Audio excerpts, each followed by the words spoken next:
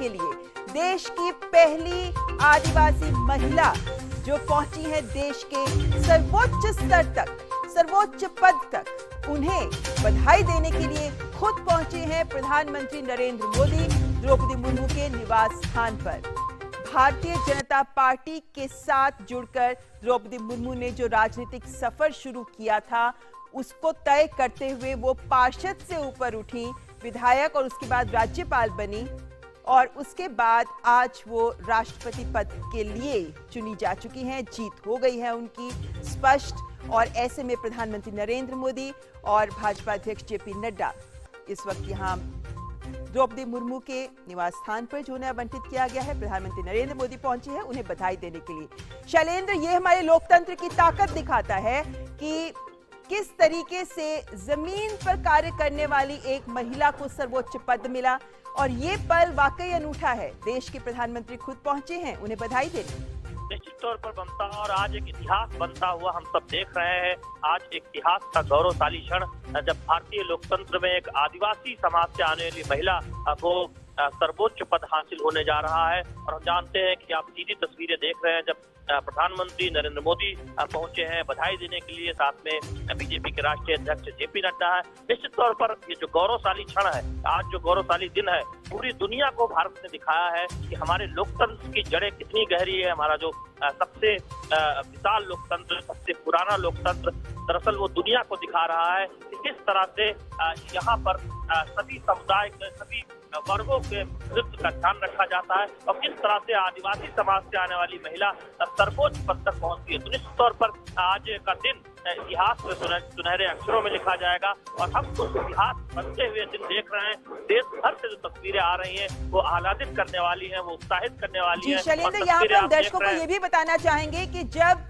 राष्ट्रपति चुनाव के आंकड़े स्पष्ट हुए जिन्होंने ये दिखा दिया कि द्रौपदी मुर्मू ही अगली राष्ट्रपति हैं देश की बन रही हैं, उसके बाद पहली बार इन दृश्यों के माध्यम से द्रौपदी मुर्मू मीडिया के सामने आई हैं जब प्रधानमंत्री नरेंद्र मोदी खुद उन्हें बधाई देने पहुंचे हैं। और जैसा कहा जाता है अभी तक वो बीजेपी की थी लेकिन अब वो देश की राष्ट्रपति बनने जा रही हैं।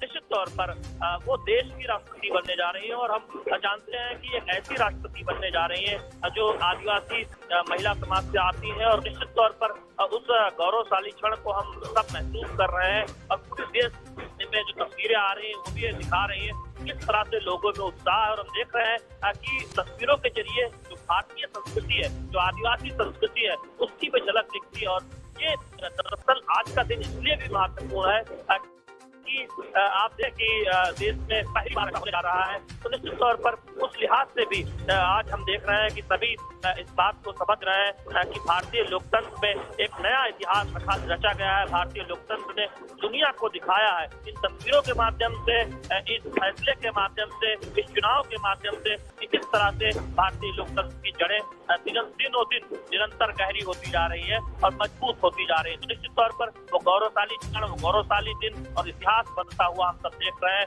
और उस इतिहास में जो तस्वीरें देश भर से आ रही है वो भी ये दिखाती है कि भारतीय समाज में, भारतीय लोकतंत्र में किस तरह से सभी को समाहित करने के, सभी को आगे बढ़ाने के, सभी को उच्च पदों तक ले जाने की क्षमता है और सबका साथ मिलता है, सबका समर्थन मिलता है। और हमने देखा कि न केवल एनडीए उम्मीदवार के तौर पर बल्कि एनडीए से तक तमाम दलों ने खुलकर समर्थन किया द्रौपदी मुर्मू का। और यही ताकत है हमारे लोकतंत्र की और यही ताकत है द्रौपदी मुर्मू जी के व्यक्तित्व की भी। हमारे साथ इस वक्त अशोक टंडन जी जुड़ गए हैं, वरिष्ठ पत्रकार।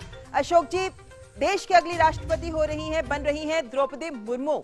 ऐसे में जिस तरीके से आंकड़े आए हैं और जिस तरीके से सूत्रों के ही लिहाज से, लेकिन जो बातें सामने निकल कर आई हैं कि क्रॉस वोटिंग हुई है, बहुत सारे अन्य दलों के विपक्ष के नेता भी या सांसद भी हैं जिन्होंने द्रौपदी मुर्मू के पक्ष में वोट किया। हम ये कह सकते हैं कि दलगत राजनीति से ऊपर उठकर जिस तरीके का समर्थन द्रौपदी मुर्मू को मिला है वो दिखाता है कि किस तरह की शख्सियत और व्यक्तित्व द्रौपदी मुर्मू का है जिसको आज सब ओर से समर्थन मिल रहा है।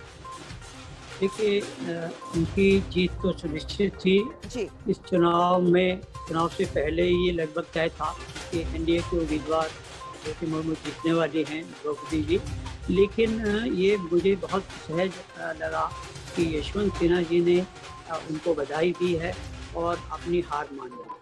देखिए, यशवंत सिन्हा जी की हार तो उसी दिन सुनिश्चित हो गई थी जिस दिन पश्चिम बंगाल के मुख्यमंत्री ममता बनर्जी ने द्रौपदी मुर्मू के नामांकन पर ये कहा था कि अगर हमें पहले पता होता कि द्रौपदी मुर्मू ही एनडीए के उम्मीदवार होने जा रही हैं तो शायद हम अपना निर्णय बदलते।